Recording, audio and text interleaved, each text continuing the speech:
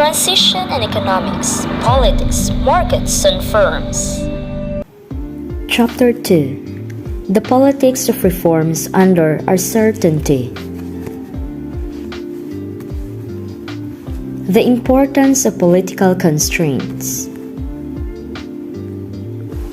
Political constraints appear to have played a major role in the actual transition process. In Russia, the former parliament blocked stabilization plans in 1992 and 1993, and successive parliaments have shown strong opposition to market reform since 1992. Continued stalemate over key issues of reform has been a characteristic of reform politics in Russia. Political constraints have also played a major role in decision on reforms. The best-known example is the design of the Russian privatization plan. Boyko, Slipher, and Vision in 1995 have argued that the main justification for the giveaway of state assets in Russia was not economic but political, and that any privatization plan other than the one chosen would have been rejected at the time of the political process. In Poland, political constraints have played an important role with respect to privatization and restructuring. The Polish mass privatization plan, based on voucher privatization and the institution of mutual funds, was blocked for at least 3 years in Parliament and was only adopted in April 1993 after numerous revisions, amendments, and modifications. When the plan reached the implementation stage, it had lost momentum. Some examples of transition countries are Hungary, Russia, Poland, and Czechoslovakia. In all transition countries, political constraints have also played an important and varying role in blocking parts of the restructuring process. Plans to drastically cut subsidies to state-owned enterprise often could not materialize. Fiscal subsidy cuts to firms required by the International Monetary Fund were often transformed in hidden subsidies taking the form of bank credit and inter-enterprise arrears. One has noted heavy worker resistance to closing inefficient state enterprises, as witnessed by this example of the URSUS factory in Poland and many other examples in all transition companies. Ex ante and ex post political constraints. Let's define first the terms ex ante. It is a term of Latin origin that means before the event. When we say ex ante political constraints, it determines what kind of reforms could be accepted to start with. It is also the feasibility constraints that block decision making. It implies either that compromises must be made on reform plans, that credible compensations for losers must be advised or devised, or that decisions on radical programs must be delayed. When we say ex post, it means after the event. Ex post political constraints determine what kind of reforms should not be overturned after they have been implemented. It is a constraint of backlash and reversal after decisions have been made and outcomes observed. They are dealt with by trying to create reversibility. Ex ante and ex post political constraints will be the same in a deterministic world. They may, however, substantially differ if there is uncertainty resolution along the reform path. Gradualism and the interim status quo bias. Gradualism is the principle or policy of achieving some goal by gradual steps rather than by drastic change. Status quo is a Latin phrase meaning the existing state of affairs, particularly with regard to social, political, religious, or military issues. Status quo bias. It is defined as the preference for maintaining one's current situation and opposing actions that may change the state of affairs.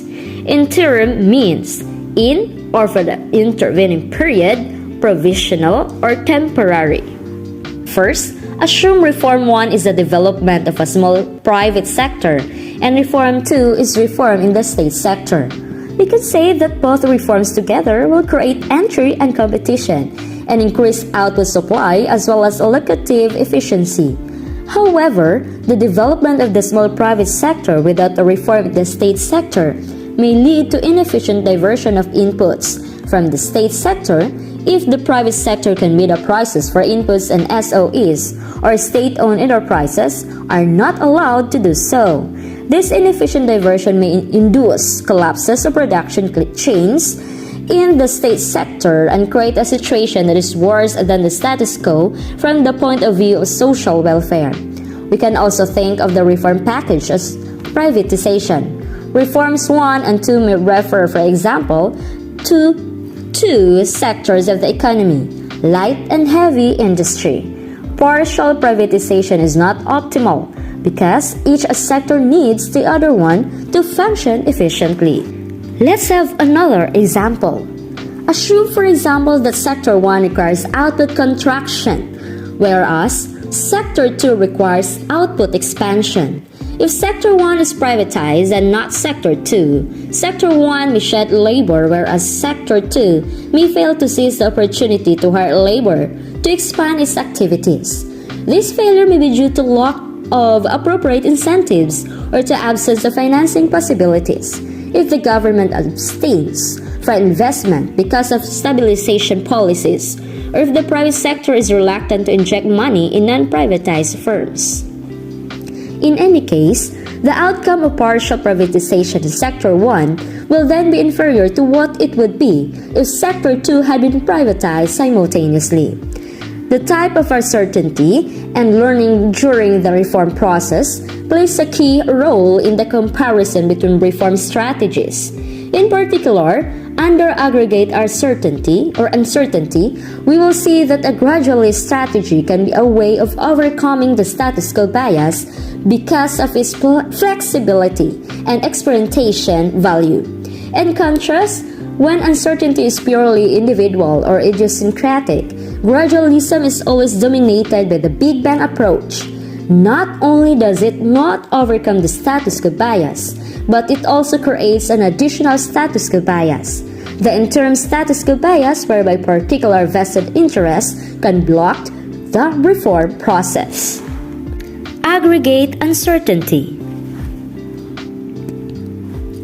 Aggregate uncertainty plays a central role in evaluating public policies, especially as they relate to catastrophic risks. The assumption of aggregate uncertainty may also reflect the fact that such a process of large-scale institutional change involves a lot of coordination among economic agents. This typically implies multiplicity of equilibria, and nobody knows in advance the equilibrium that will be selected. The assumption of aggregate uncertainty is not valid and fruitful only in the transition context. It can also apply to other contexts where there is genuine uncertainty about the outcome. The introduction of the single currency in Europe, the accession of Central European countries to the European Union, or the process of European integration itself. Transition strategies: Big Bang versus gradualism. In the initial conditions of the socialist economy, as a general summary, there are no markets and the price system is completely absent. Instead, their plan is the allocation of goods by the planning administration. There is no autonomous enterprises. They are told what to produce, for whom or from whom to buy, and to whom to sell.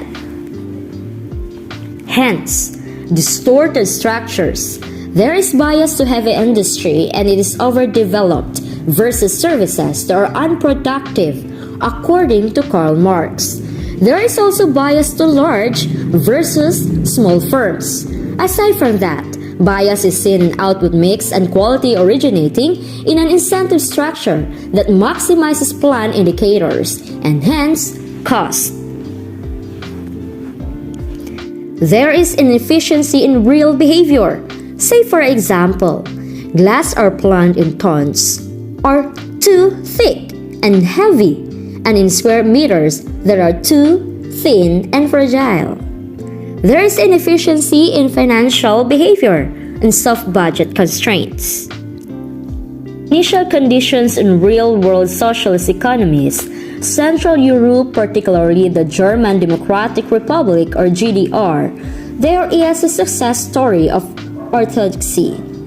The Hungarian Revolution of 1956, also known as the Hungarian Uprising, was a countrywide revolution against the government of the Hungarian People's Republic and the Hungarian domestic policies imposed by the Soviet Union. Gradual changes happened since 1968. Poland experienced a crisis from 1979 to 1980 because of martial law. In 1989, they followed the Balcerovic's plan, also termed shock therapy. It was a method for rapidly transitioning from an economy based on state ownership and central planning to a capitalist market economy. In the year 1968, Czechoslovakia wanted a normalization in everyday life. Normalization is the name given to the period in Czechoslovak history that began with the firm seizure of power by politicians loyal to the Soviet Union in the year after the invasion by Warsaw-Pact troops in 1968. After this, Velvet Revolution happened. The Czechoslovakian Velvet Revolution of 1989 catalyzed the process of democratization in the Czech Republic and Slovakia through a non-violent popular uprising against an oppressive regime. In Eastern Europe, Yugoslavia is a market socialism since 1965. Albania, Bulgaria, Romania essentially have no much reform. The Baltic states of Estonia, Latvia, and Lithuania were invaded and occupied in June 1940 by the Soviet Union. Under the leadership of Stalin and auspices of the Molotov-Ribbentrop Pact that had been signed between Nazi Germany and the Soviet Union in August 1939, immediately before the outbreak of World War II. On 6 September 1991, the Soviet government finally recognized the independence of all three Baltic states. It was followed by complete withdrawal of Russian troops from all Baltic states. The USSR government in the year 1992 decreed radical reforms to convert the centrally planned economy into a market economy based on private enterprise. Non-European, formerly socialist economies are the ex-Comecon members. We have Cuba, Mongolia, and Vietnam. The recipients of assistance from USSR, namely North Korea and Laos. For China, they have the dual track system since 1979. No guidance from theory nor from previous experience. There is unpreparedness of the economics profession because early literature was largely verbal and aimed at giving advice. The problem is Western advisors were only equipped with theories of macroeconomic stabilization and with some experience with reforms in developing countries. Transition should be understood as a multidimensional process of a large-scale institutional change of marketizing centrally planned economies.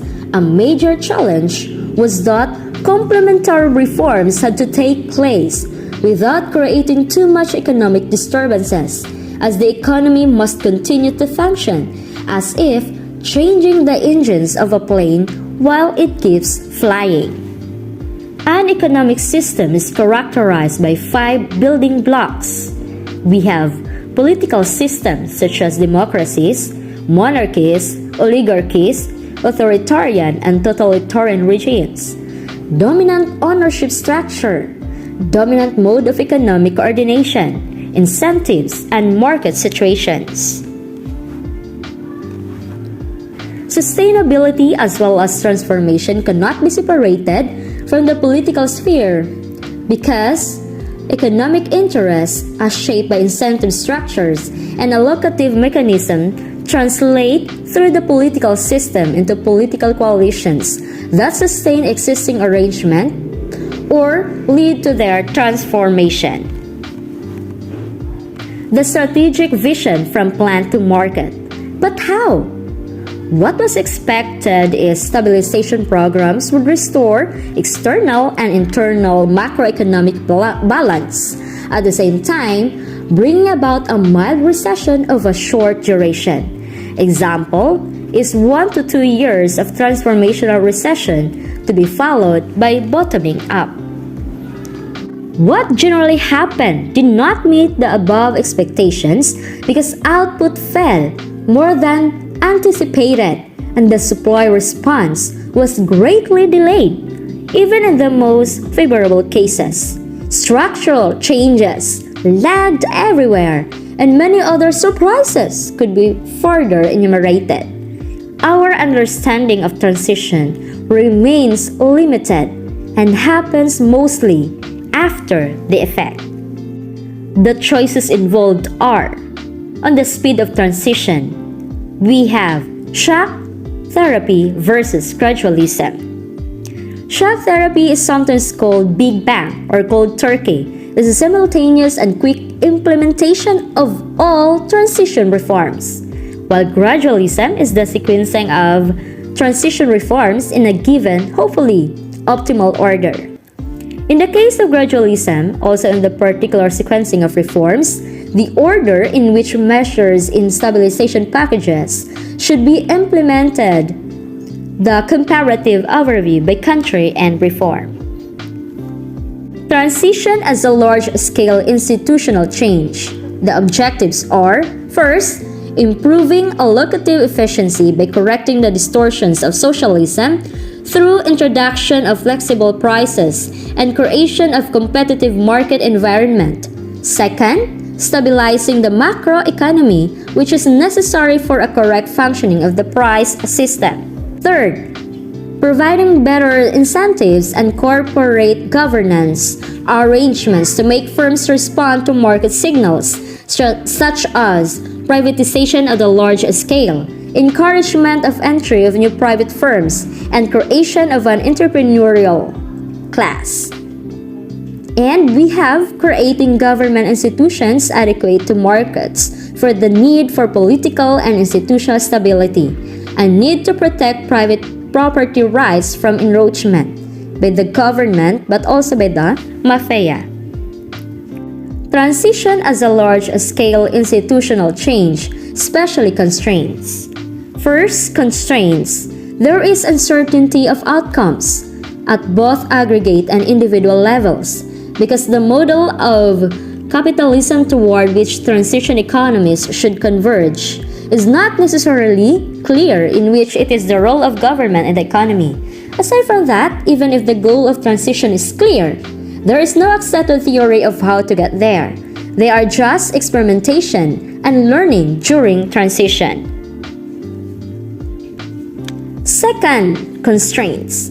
Complementarities and interactions between reforms. Example, privatization and price liberalization. Liberalization of the economy means its freedom from direct or physical controls imposed by the government. Privatization, it is the general process of involving the private sector in the ownership or operation of a small or a state-owned enterprise.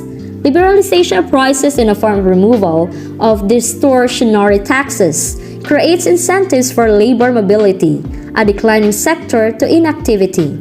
The decline takes place only in a part of the economy, while the rest of the economy stagnates or slowly grows. Third constraints is the political constraints. It is crucial, especially in Eastern Europe versus China, where political reform and the move to democracy is preceded economic reform, which is the move to the market.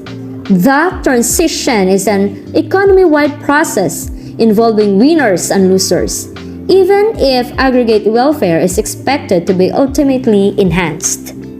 Did the USSR or CPSU voluntarily left the socialist system to break up? The socialist economic system rested upon the monopoly of the Communist Party. A breach in this monopoly triggered its collapse under Gorbachev. These are the things that had happened. The legitimacy of CPSU or the Communist Party of the Soviet Union was allowed to be questioned in USSR. The Communist Party arose in opposition to both capitalism and the Socialists of the Second International, who had supported their capitalist governments during World War I, is the CPSU, or the Communist Party of the Soviet Union. It was the founding and ruling party of the Soviet Union.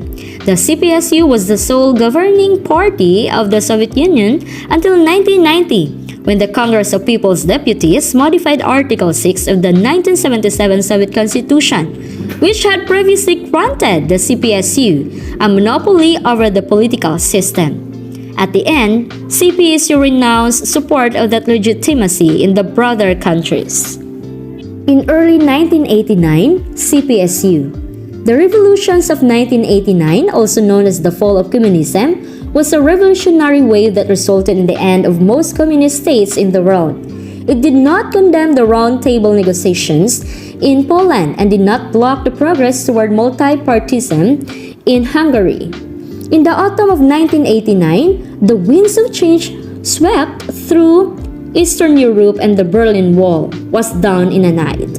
Comecon, by name of Council for Mutual Economic Assistance, or CMEA, also called from 1991, Organization for International Economic Cooperation, organization established in January 1949 to facilitate and coordinate the economic development of the Eastern European countries belonging to the Soviet bloc.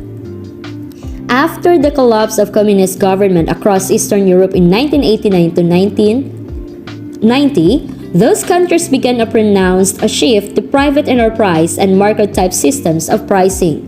By January 1, 1991, the members had begun to make trade payments in hard, convertible currencies. Under agreements made early in 1991, Comecon was renamed the Organization for International Economic Cooperation. Each nation was deemed free to seek its own trade outlets, and members were reduced to a weak pledge to coordinate policies on quotas, tariffs, international payments, and relations with other international bodies. German Democratic Republic, or GDR's unique experience of an immediate monetary union. On October 1989, Erich Honecker resigned as East German leader and the new government promised to open checkpoints. The Berlin Wall was breached on November 9th due to misunderstanding. This led to Germans on both sides scaling the wall, defacing it with graffiti, and attacking it with picks and sledgehammers. On the basis of the Delors report, the European Council decided in June 1989 that the first stage of economic and monetary union should begin on July 1, 1990. On this date, in principle, all restrictions on the movement of capital between member states were abolished. A unification treaty was ratified by the Bundestag and the People's Chamber in September and went into effect on October 3, 1990. The German Democratic Republic joined the Federal Republic as 5 additional Länder, and the two parts that divided Berlin became one land. The privatization of the East German economy after 1990 radically changed the property and production situation in the territory of the former GDR. The phase of selling off public and state property is singular in the history of modern industrial societies. The transformation from a planned socialist-style economy to a socialist or to a social market economy began within the context of the collapse of the first or the East German state and the unification of Germany. The Three-Handed Staat, or trust agency, originally called into being by East German civil rights proponents for the administration of state property, played a considerable role in this process, becoming the proprietor of the state-run business as of March 1, 1990. In the process, it took on the responsibility for some 4 million jobs in the country. With the two German states joining together in the Monetary, Economic, and Social Union of July 1, 1990, East German companies were suddenly confronted with the conditions of the global market, and around 7,600 firms were under threat of acute insolvency overnight. As revenues in the East German and East European markets dramatically collapsed and costs became increasingly difficult to cover, the liquidity issue rapidly developed into a question of viability that left a strong mark on the ongoing economic development of the new eastern states of the Federal Republic of Germany. Lessons from GDR's unique merger. Even with favorable conditions, the pain from transition was largely underestimated. Financial burden was huge. The western part of the country devoted any or many more funds and effort to this task than the assistance made available to the remaining countries in transition. Material losses were huge. A large share of the productive capacities were dismantled as obsolete or harmful to the environment. Human costs were huge as well. GDR population had one of the highest. The participation rates 80% in 1989 under socialism, and the unemployment rates 10% in 1999 among the example. Poland and Russia, diverse Big Bang experiences. Poland used the shock therapy. In July 1989, the G7 summit empowers the Commission of the European Communities with the coordination of assistance to Poland and Hungary. FARE in 1990, Czechoslovakia, Bulgaria, Yugoslavia, and later Romania added to FARE. FARE provides financial and technical assistance in key areas to the beneficiary government's effort to restructure their economies towards the market-oriented system, and contributes to creating the administrative, regulatory, financial, and commercial environment without which a market could not function and private investment could neither be attracted nor flourish and succeed. There is a catastrophic situation in foreign debt. As Poland's finance minister and deputy prime minister in the 1990s, Leszek Balcerowicz oversaw a sweeping program of economic reform. His shock therapy programs ensured Poland's successful transition to the market.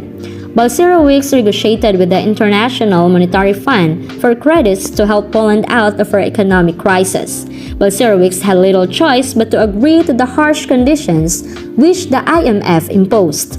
The resultant program of economic shock therapy involved the first comprehensive implementation of market reforms in the former Soviet bloc. It was heavily influenced by the theories of the Harvard economist Jeffrey Sachs.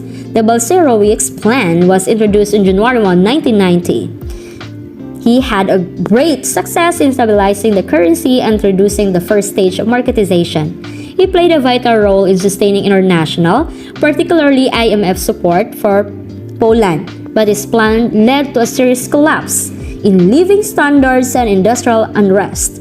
President Wałęsa blamed Morawiecki and Balcerowicz for not creating an economic revival quickly enough. Regarding Balcerowicz and his policies as an electoral liability, Wałęsa maneuvered him out of office at the end of 1991. In 1991 to 1995, mass privatization blocked politically. Privatization proceeded de facto in a gradual way. Russia, a shock without the therapy. There were various successive programs announced and partly launched in 1992 to 1993 based on a shock therapy concept, but were altered due to political conflicts of all sorts and not implemented. Let's have China. China's gradualism under the dual-track approach. The planned track is the production and prices are frozen at a defined pre-existing levels, usually last year's output. The parallel market track liberalization is carried out of the margin or at the margin so that market transactions can take place outside the planned track. Since 1979, in agriculture, they are using contract responsibility system. The household responsibility system instituted in 1978 reallocated collective agricultural land to individual rural households, giving them relative autonomy over land use decision and crop selection. The commune was assigned the responsibility to sell a fixed quantity of output to the state procurement agency and to pay a fixed amount of taxes. It had the right to receive a fixed quantity of inputs, example, chemical fertilizers, and they are free to do whatever it wished. It reassigned the collective responsibilities to the individual farm households and made them directly responsible for the fulfillment of their shares since 1984 in industry, within quota output according to the plan, and parallel free markets for the above quota output of enterprises. It is designed to be Pareto improving. A Pareto improvement is an improvement to a system and change in allocation of goods, harms no one and benefits at least one person. Pareto improvements are also referred to as no-brainers and are generally expected to be rare due to the obvious and powerful incentives to make any available Pareto improvement. The Chinese dual-track system both provides the efficiency gains from price liberalization and protects individual agents from welfare losses. The Watripont and Roland 1995 AER model assumptions. Uncertainty as aggregate, in the sense that the outcome of transition as a whole is not clear and agents involved are ignorant of the underlying process, as if without a map. There are two reforms used. If implemented simultaneously, it is the Big Bang, and if implemented sequentially, after uncertainty resolution of the first reform, they used gradualism. There is complementarities between the two forms. The Watripont and Roland 1995 AER model conclusions.